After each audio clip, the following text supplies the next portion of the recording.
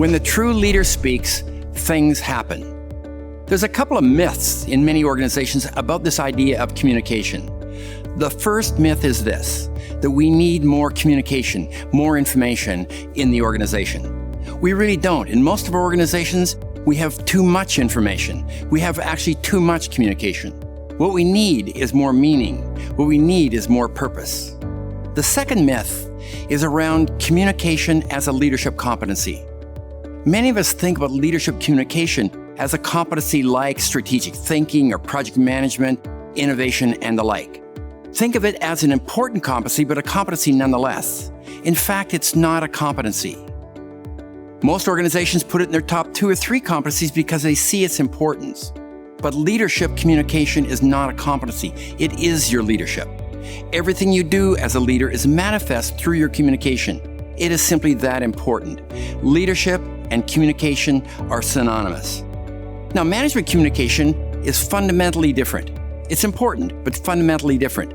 Managers communicate accurate and timely information to help people do their jobs and do their jobs better. Important work. Leaders communicate to get people to think and act differently and in concert, working together, aligned, committed. Leaders push people past the normal cynicism in organizations, the doubt and uncertainty that exists. Their voice gets people aligned, engaged, and committed. But the challenges leaders are up against in organizations today are enormous. Organizations are incredibly noisy places.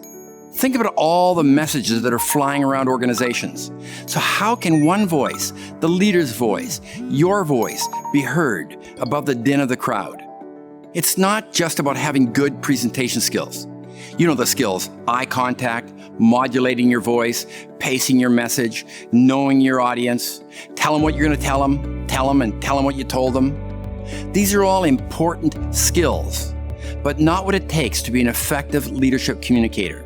To be heard, really heard, leaders need to speak in 3 dimensions: personal, future, and story. Personal. All communication is personal. Whether or not you're ordering office supplies or describing corporate strategy, you need to be able to make a personal connection. At this moment, even through this video, I'm either connecting with you personally or I'm not. You are deciding to either let my words touch you or not. I need to make that connection with you. Leaders do this by talking about passions and principles. They do it by talking about sacrifice, loyalty, service, community, the things that speak to the part of ourselves that we hold most dear. Leaders also must speak the simple, easily recognizable truth that stands out from all the spin and positioning and half-truths that float around organizations.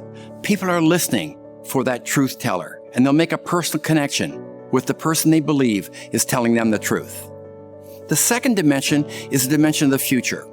The thing that distinguishes leadership communication is that all leadership communication needs to be an invitation to a tomorrow that is better than today. Think about all the great communication you hear from your leaders. The great leaders communicate about a tomorrow that is better than today in some way, and that message is woven through all of their communications. And the third dimension is story. So all great leaders are storytellers.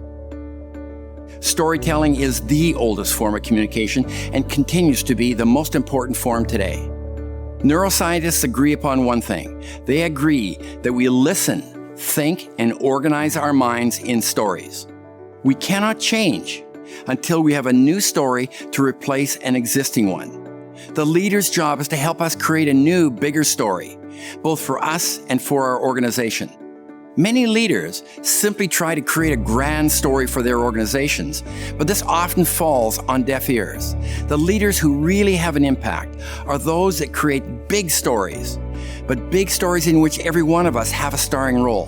From the CEO to the receptionist, we all have a starring role. Think back on the great projects you've been part of, great organizations, great teams. It's very likely that there was a leader there who created a big story for your team, a big story for your organization, and made sure you had a starring role. So one voice, your voice, can make all the difference in the organization today. The leader's voice can be heard above the din of the crowd. We're all listening for it. We're straining to hear it. All of us who work within organizations are listening for that leader's voice.